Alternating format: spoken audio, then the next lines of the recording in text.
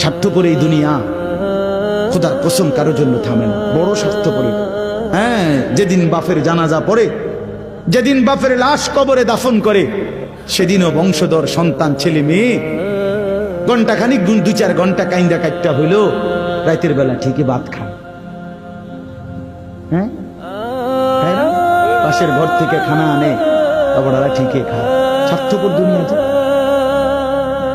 থামে না রে ভাই, থামে না দুনিয়া। ওই জন্য আমাদের কারোর জন্য থামবে না। তুমি আমি মরে গেলে শেষ। আবারও বলছি কথা, আমি মরে গেলে এরপরে পৃথিবী যত আধুনিকে হোক না কেন, আমার কি কথা বুঝছিনি?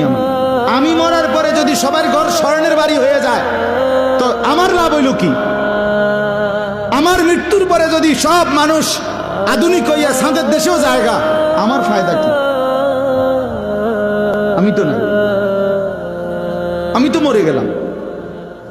যে কবরে চলে গেল সে কি আর ফিরে আসবে?